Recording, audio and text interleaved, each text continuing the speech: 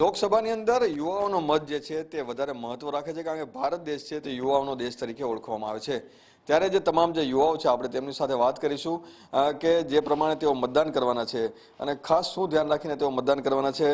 વિરાજભાઈ, મતદાનનો સમય આવ્યો છે ને હવે આપણે મતદાન પણ કરવાના છીએ, મતદાન શું જોઈને કરવાના છે?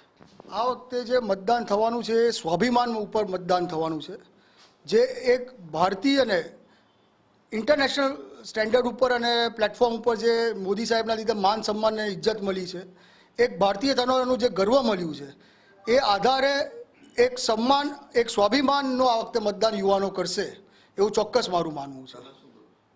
જી, હું એ જ ધ્યાન રાખીને વોટ કરીશ કે જે સ્વાભિમાન, જે રિસ્પેક્ટ, જે એક ભારતીય તરીકે જે રિસ્પેક્ટ મળવું જોઈએ એ પહેલા દેશમાં બહાર જતાં આપણે નહોતું મળતું।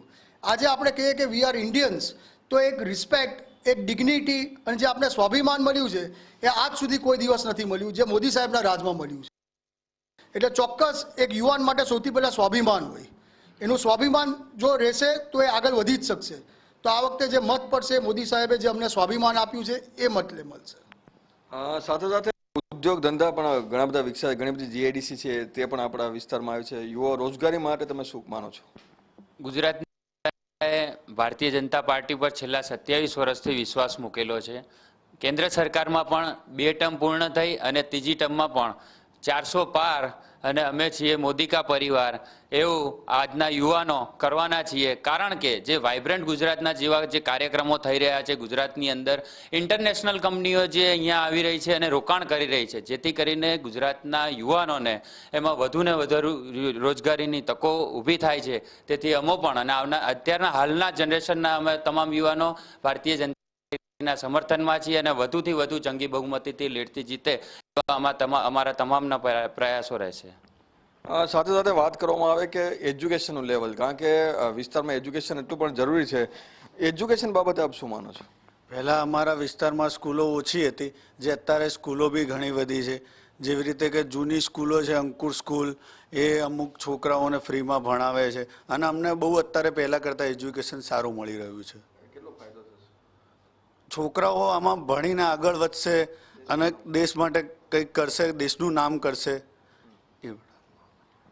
રોજગારી માટે તમે શું કરો છો? જ્યારે પહેલા અત્યારે ભણતા પણ હશો, સાથે રોજગારી પણ કમાતા છો, શું શું કરો છો નોકરી ધંધામાં? હા, ઓનલાઈન ફૂડ ડિલિવરીમાં અત્યારે સારું છે। ફૂડ ડિલિવરી જે એપ્લિકેશનો અત્યારે નવી નવી જે આવી છે સારી છે, એનામાં રાતે કમાઈ બી થઈ જાય છે, સવારે સ્ટડી બી કરાવી શકે છે, 2 કામ કરી શકે જોડે રહીને। અચ્છા, તો શું જોઈને મતદાન કરવાના છે? સારું કામગીરી અત્યારે સારું ચાલે છે ને ભારતીય જનતા પાર્ટી બહુ સારી છે, બહુ સારું કામ કરે છે, એના કારણે એ જોઈને અમે મતદાન કરીશું।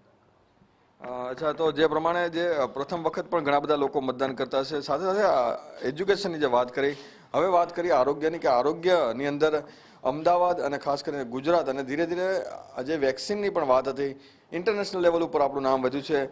ધીરુભાઈ, આરોગ્ય બાબતે આપણો વિકાસ કેટલો?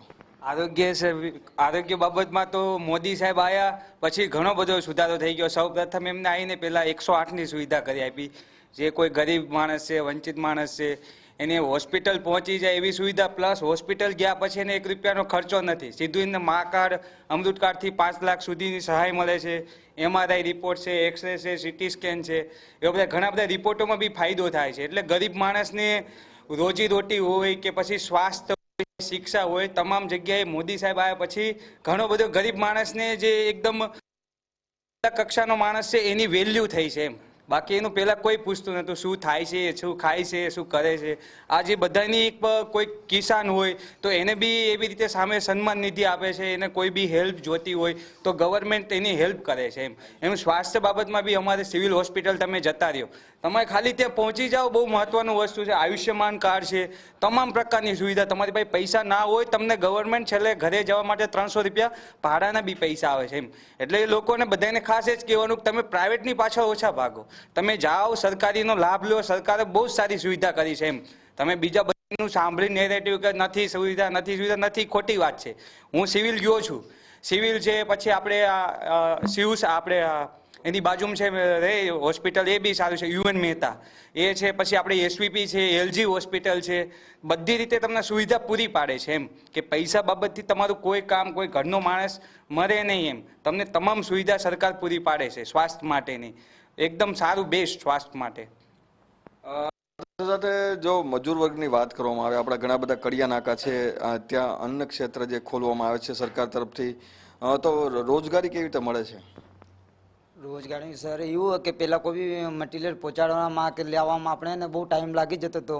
જ્યારથી મોદી સરકાર આવી હતી કે જે રસ્તામાં આપણે કે કંઈ જવું હોય તો રસ્તા એમને એવા કરી કે જે 5 કલાક લાગતા હતા આપણે જવામાં, એ અત્યારે 2 કલાકમાં જઈ અને અવર જવર કરી શકાય. અને એમાં શું માલ મટીરિયલ ટાઈમસર પહોંચી જાય, એનાથી કામ ધંધો બી વધે બરાબર, અને દેશનો વિકાસ બી થાય. તો કોઈ બી હેરફેર તે ફટાફટ થઈ કે કુરિયર દ્વારા કે કોઈ બી એવી સુવિધા એમને કરી આલી. રોડ રસ્તાના હિસાબે કે કોઈને બી કોઈ બી ચીજ પહોંચાડી, કોઈ સારવાર માટે કે એમ્બ્યુલન્સ માટે કે કોઈ બી પેલા રોડ રસ્તા હતા એમાં ટાઈમ લાગતો હતો કે કોઈ દવાખાને જવા માટે, એ માટે રસ્તા એવા કરી કાઢ્યા કે માણસનો જીવ બચાવી શકાય અને ટાઈમસર એને એમને સુવિધા આલી અને દવાખાને પહોંચાઈ શકાય. એ માટે ને રોડ રસ્તાની એમને વ્યવસ્થા બહુ સારી કરી આલી અને પબ્લિકને જ્યાદા ઈજા ના પડે કે કોઈ એમ્બ્યુલન્સમાં કોઈ મરીજ હોય કે ખાડા ખાબોચિયા રસ્તા હોય તો એમાં તકલીફ પડે, એવી કોઈ એમને અત્યારે દિક્કત આવતી નહીં. અને ટ્રાફિકની ને એ સુવિધા થોડી કમ થઈ કે પેલા ટ્રાફિક કંઈ બી જતો ઇમરજન્સી તો એમાં માણસનો જીવ જઈ શકે. એટલે રસ્તાના હિસાબે એમને એવી સુવિધા કરી કે રોડ રસ્તો સીધો મળી તો આ માણસનો 5 મિનિટ માટે બી એનો જીવ બચી જાય. બસ તો આ સાથે તમારા વિસ્તારની અંદર બગીચા પણ બન્યા હશે, ઘણા બધા ઓવરબ્રિજ પણ બન્યા હશે, અંડરપાસ પણ બન્યા હશે, આનાથી કેટલો ફાયદો થાય? બહુ ફાયદો થાય અમને. અંડરગ્રાઉન્ડ બ્રિજ બન્યા છે, બ્રિજ બધા બની ગયા છે, એનાથી બહુ ફાયદો. એમ ટ્રાફિક હવે કંઈ નહીં, એમ બહુ સારો ફાયદો છે. આવા જવામાં બહુ સરળતા થઈ ગઈ એમ. હા, બધું બચે, ટાઈમ બી બચે, પેટ્રોલ ડીઝલ બધું બચે, અને એમાં બહુ સરળતા થઈ ગઈ અમને અત્યારે. એમ મતદાન કરવા જવાનું ને. હા, મતદાનમાં આખા પરિવારને લઈને જઈશું ને, જેટલા મેમ્બર હોય એટલા બધાને. આ સાથે ઘણી વખત જે પ્રથમ વખત વોટિંગ કરતા હશે તેવા ઉમેદવારો પણ ઘણા બધા યુવાનો છે. પ્રથમ વખત વોટિંગ તમારું થવાનું છે, શું તમે ધ્યાન રાખશો? કારણ કે ઘણા બધા મુદ્દા પર ચર્ચા થઈ છે અને સાથે તમે વસ્તુ પણ ઘણી બધી જોઈ હશે. અત્યારે હાલમાં તો મેં જોયું છે ને તો ગામડામાં બહુ ઘણો બધો વિકાસ થયો છે જે ભાજપ સરકારે કર્યો છે. પહેલાં વીજળીની બહુ તકલીફો રહેતી હતી, આરોગ્યની બી પણ તકલીફો વધારે રહેતી હતી, જે અત્યારે બહુ સરળ રીતે પહોંચી વળાય છે. અને ગામડાના લોકો અવર જવર માટે જે રસ્તા ખરાબ હતા એ રસ્તામાં પણ સુધારો આવ્યો છે, એટલે ગામડાના લોકો માટે તો સૌથી સારું છે. અને શહેરની વાત કરીએ તો પહેલાં રસ્તાઓ બહુ જ ખરાબ હતા. હું ખુદ એક ઉદાહરણ આપું તો મારો ખુદનો એક્સિડન્ટ થયો હતો, પણ અત્યારે હાલમાં રસ્તાઓ સારા થઈ ગયા છે, બ્રિજો બની ગયા છે, જેના કારણે આવવા જવામાં બહુ સરળ રહે છે અને ટાઈમ બચે છે. અને નોકરી બાબતે નોકરી પણ મળી જાય છે. અને આરોગ્ય એટલું સારું બન્યું છે કે જેમ કે સરકાર સહાય આપે છે, અત્યારે ગરીબ લોકો માટે મકાન પૂરા પાડે છે, એ ભાજપ સરકારના કારણે જોવા મળ્યું છે. તો અત્યારે મારો વોટ પહેલો છે ને, એવું ભાજપ સરકારને કરીશ. એટલે કે અલગ અલગ જગ્યાઓ પર અલગ અલગ ક્ષેત્રોની અંદર જે વિકાસ વધ્યો છે અને વિકાસને ધ્યાનમાં રાખીને જે તમામ જે લોકો છે તે મતદાન કરવાના છે, અને મતદાન તમામ જે લોકો કરે પોતાની જવાબદારી નિભાવીને કરે તે પણ એટલું જ જરૂરી છે. કેમેરામેન રાહુલ વાઘેલા સાથે મંતવ્ય ન્યૂઝ, અમદાવાદ.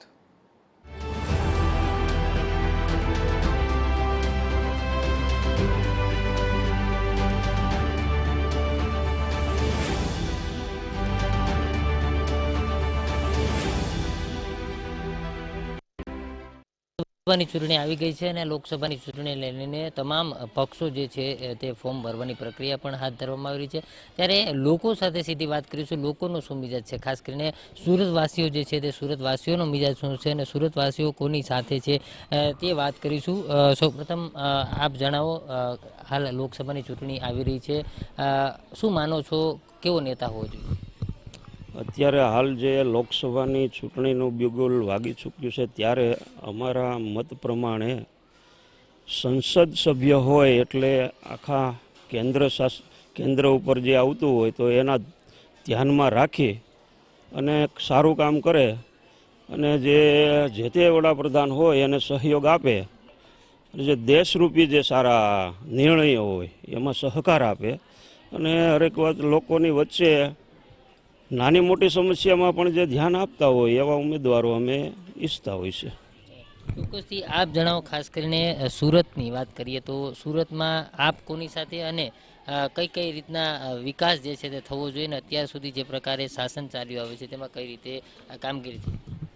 આમ તો ઘણા સમયથી આપણે જોઈએ તો ગુજરાતની અંદર ભારતીય જનતા પાર્ટીનું શાસન છે. તો ભારતીય જનતા પાર્ટીના શાસનમાં એવું કહી શકાય કે ઘણો બધો અને ખૂબ જ વિકાસ થયો છે. અને આપણે શહેર લેવલની વાત કરીએ, સુરત શહેર લેવલની, તો સુરત શહેરમાં પણ ઘણો વિકાસ થયો છે. જેમ કે આપણે BRTSની સુવિધાઓ છે, ત્યારબાદ મેટ્રોનું કામ આપણા શહેરની અંદર ચાલી રહ્યું છે. આ તમામ એક પ્રકારના વિકાસના કાર્યો છે. અને મારું એવું માનવું છે કે ભારતીય જનતા પાર્ટીના સમયમાં ખૂબ જ વિકાસ થયો છે અને લોકોની સુખાદીમાં ખૂબ વધારો થયો છે. એ કોઈ પણ વાત હોય, આરોગ્યની હોય કે પછી રહેવાની વાત હોય કે પછી અનાજ સુરક્ષાની, ઘણી બધી વાતોમાં લોકોને પુષ્કળ ફાયદો થયો છે. આપ જણાવો, કઈ રીતે જુઓ છો ખાસ ચૂંટણી માહોલ એવો છે, બીજેપી તરફથી 26 સીટ ભાજપની જ આવે ને લોકો એમ વિચે છે વિકાસ મોદી સાહેબે જ કર્યો છે, બાકી કોઈ કર્યો જ નથી. આપ જણાવો, આપ શું કહેશો? ખાસ કરીને જે પ્રકારે ચૂંટણી આવી છે, શું કહેશો? લોકશાહીની આ પ્રક્રિયામાં ચૂંટણી તો આવે ને જાય, પણ કહેવાનું એટલું છે કે આપણો પ્રતિનિધિ આપણી વચ્ચે રહેતો હોય અને આપણો જે ઉમેદવાર હોય એને ખાસ જોવાનો.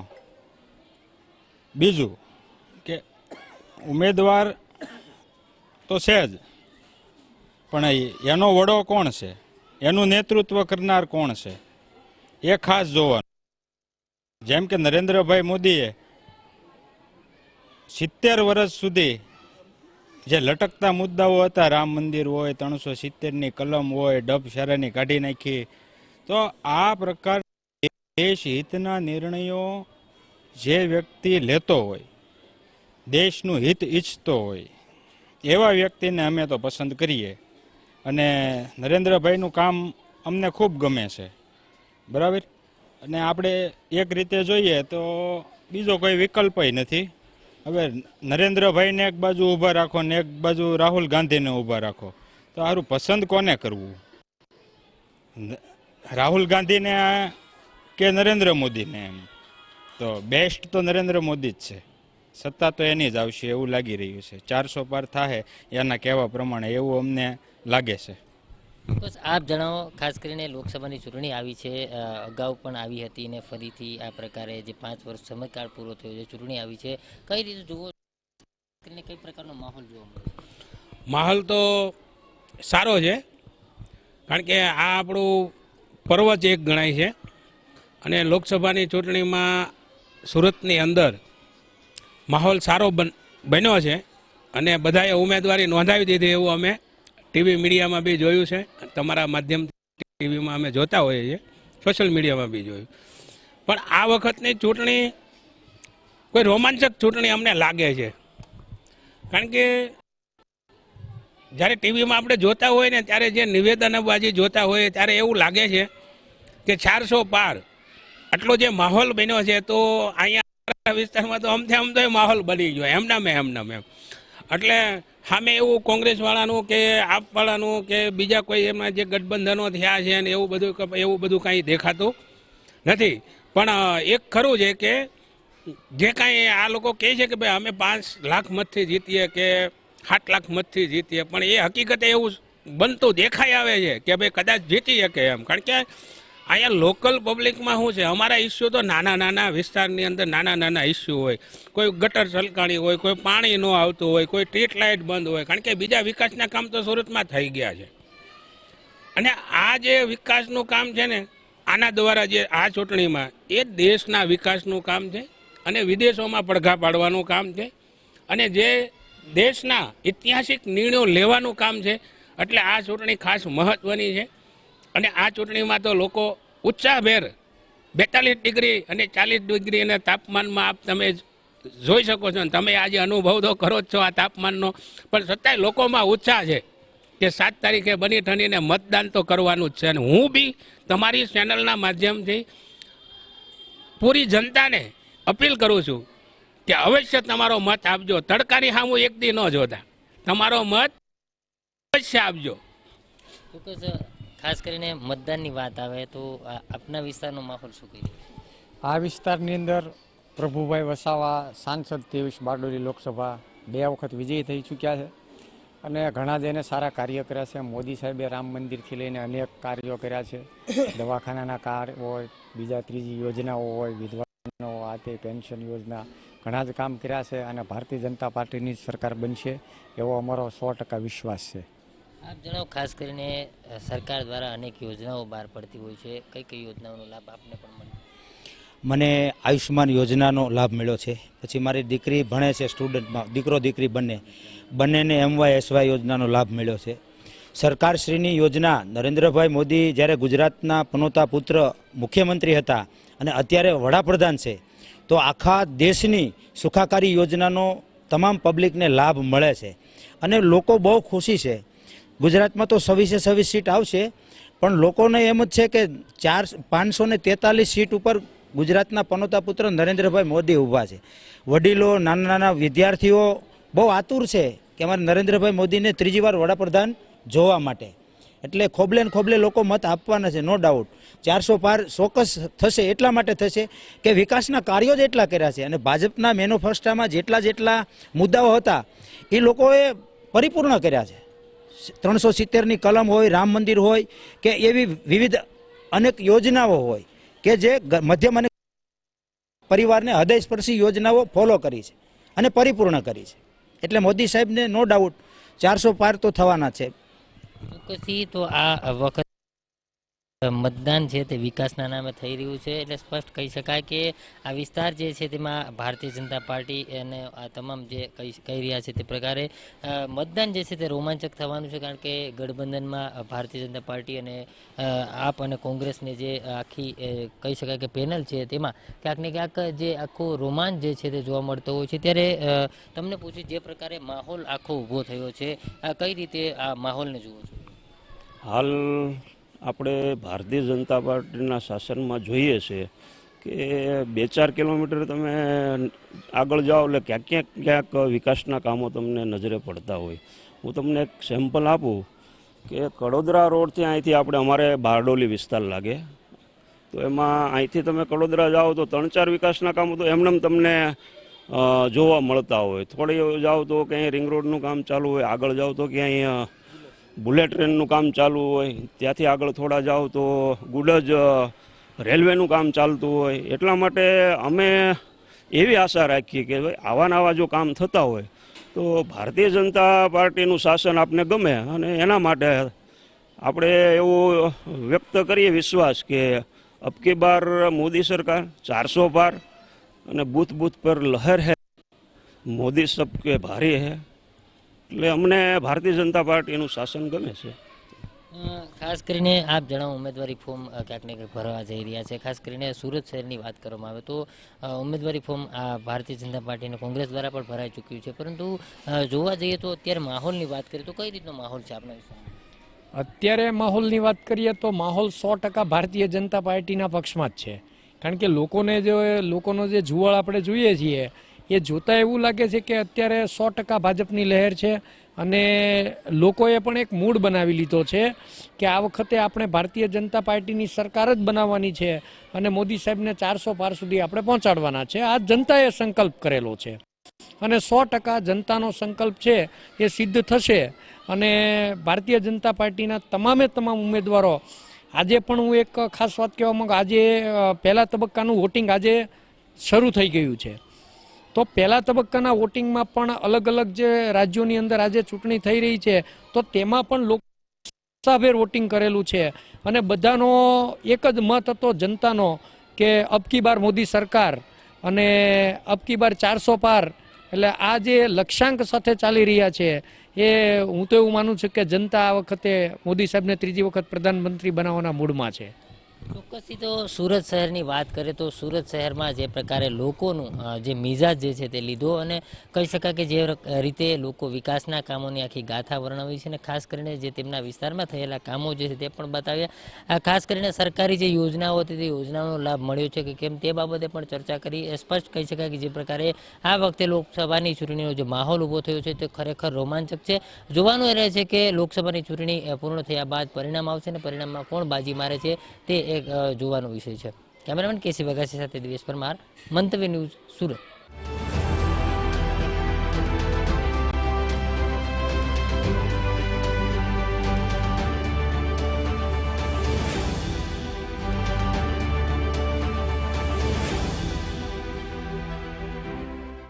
ચોક્કસથી વાત કરીએ તો કિસાનોને પણ ઘણા બધા લાભો મળ્યા છે. આપણી સાથે અન્ય એક આગેવાન છે, આપણે એમની સાથે વાત કરીશું. બનાસકાંઠામાં અત્યારે લોકસભાની ચૂંટણી ચાલી રહી છે, પ્રચાર પ્રસાર પણ ચાલી રહ્યો છે. શું કહેશો આપના? આપનું નામ શું? મારું નામ ગણેશભાઈ છે. બનાસકાંઠામાં પ્રથમ વખત એક શિક્ષિત મહિલાને ટિકિટ આપવામાં આવી છે, જે ગલબા કાકાની પૌત્રી છે, જે બનાસ ડેરીની સ્થાપના કરી હતી. બનાસ ડેરીનો ના લીધે જિલ્લાના લોકોને રોજગારીનો પ્રશ્ન હલ થયો છે અને બનાસકાંઠામાં જે પ્રાણ પ્રશ્ન હતો પાણીનો, એ મોદી સાહેબના આવ્યા પછી જે નર્મદા યોજનાના દરવાજા ફિટ કરવાના હતા, એ પહેલા જ અઠવાડિયામાં મોદી સાહેબે પહેલું કામ એ કર્યું અને એ કામ કર્યા પછી પૂર્ણ કક્ષાએ નર્મદા ડેમ ભરાવા માંડ્યો અને બનાસકાંઠાની તરસી ભૂમિને પાણી મળતું થયું. લગભગ બધા જ પશ્ચિમના બધા જ જિલ્લાઓ તાલુકાઓને પાણી મળતું થયું છે. નર્મદા યોજનાના લીધે લોકો સમૃદ્ધ થયા છે. ખેડૂતોને જે ખેડૂત સન્માન નિધિના લીધે 8,000 રૂપિયા વર્ષે મળતા થયા છે. એના લીધે ખેડૂત પોતાના ત્રણેય સિઝનના પાક નિયમિત સારી રીતે લઈ શકે છે અને ખેડૂત એના લીધે ખૂબ જ સમૃદ્ધ થયો છે. બનાસકાંઠામાં બીજું શું, ગરીબોને પોતાનું ઘરનું ઘર, પછી ઘરની અંદર નળ સે પાણી, પછી રસોડા માટે ફ્રી ગેસ કનેક્શન, પછી ટોયલેટ, તેમજ છેલ્લા કેટલા વર્ષોથી કોરોના સમયથી જ ફ્રી રાશન મળતું થયું છે. એટલે માણસને જીવવા માટે જે જરૂરિયાત છે, અનાજ, પાણી, ટોયલેટ અને ઘર, આ બધી જ જરૂરિયાતો મોદી સાહેબના સમયમાં બનાસકાંઠાના જિલ્લાને પણ મળતી થઈ છે. તેથી બનાસકાંઠાની જરૂરિયાતો ગરીબોની પણ પૂરી થઈ છે અને ખેડૂતો પણ પોતાના નર્મદા યોજનાના લીધે સમૃદ્ધ થયા છે. ચોક્કસથી વાત કરીએ તો કેન્દ્ર સરકારની અને રાજ્ય સરકારની ઘણી બધી યોજનાઓનો લાભ અત્યારે બનાસવાસીઓને પણ મળી રહ્યો છે. ત્યારે આપણી સાથે અન્ય એક આગેવાન છે, આપણે વાત કરીશું. અત્યારે બનાસકાંઠામાં લોકસભાની ચૂંટણી ચાલી રહી છે. શું નામ છે આપનું અને કહેશો આપ? જય શ્રી રામ. હું સરદારભાઈ ચૌધરી, બનાસકાંઠાનો વતની છું.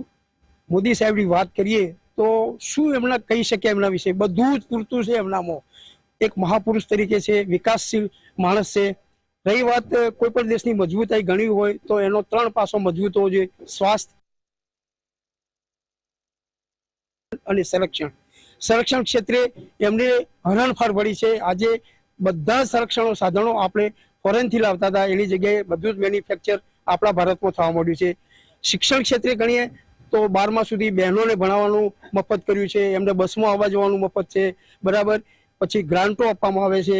એવી રીતે સ્વાસ્થ્યની વાત કરીએ તો મા અમૃતમ 10 લાખ સુધીનો દરેક ગરીબમાં ગરીબ માણસ પણ એનાથી વંચિત ન રહી શકે, એની દવાઓ લઈ શકે.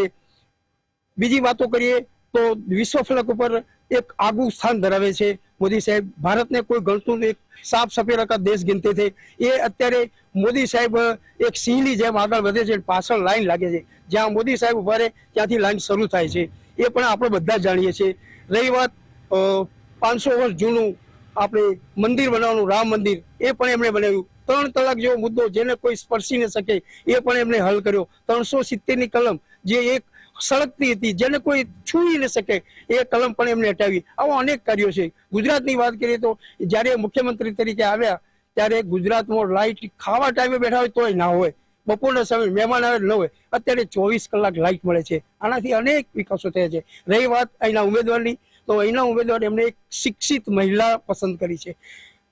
રેખાબેન એટલે ખૂબ ભણેલા છે અને રેખાબેનનું વર્ચસ્વ અત્યારે જિલ્લામાં એટલું ચાલ્યું, કદાચ 5 થી 8 લાખના વોટે એ જીતશે એવી અમારી અપેક્ષા છે. ચોક્કસથી વાત કરવામાં આવે તો વીજળીના પ્રશ્નો હોય કે અન્ય પ્રશ્નો હોય, શિક્ષિત ઉમેદવાર છે એટલે મોટી અત્યારે લોકોમાં એક જ વસ્તુ છે કે મોદી સાહેબ, મોદી સાહેબ અને મોદી સાહેબ. એટલે આપણે સાથે અન્ય એક આગેવાન છે, આપણે એમની સાથે વાત કરીશું. અત્યારે લોકસભાની ચૂંટણી ચાલી રહી છે. બંને પક્ષો દ્વારા પ્રચાર પ્રસાર શરૂ કરવામાં આવ્યો છે, શું કહેશો? અત્યારે પ્રચાર જે બંને સાઈડ પર થઈ રહેલો છે એમાં એક આપણે વાત કરીએ આપણે ભાજપની, તો જે ભાજપની સરકારના જે અત્યાર સુધીના જે પ્રયત્નો હતા, અત્યારે જે દુનિયાના જે મોટા જે મુખ્યમંત્રીઓ છે અત્યારે દુનિયાના જે દેશો જે છે અત્યારે ભારત તરફ જે નજર રાખી રહ્યા છે. એક સમય એવો હતો કે આપણો દેશ હતો, અત્યારે દુનિયાના છેક ફલક ઉપર બેઠો છે. અને જે લોકો અત્યારે તમે જુઓ તો નવું AI સેક્ટર ઉપર જે અત્યારે કામ થઈ રહ્યું છે.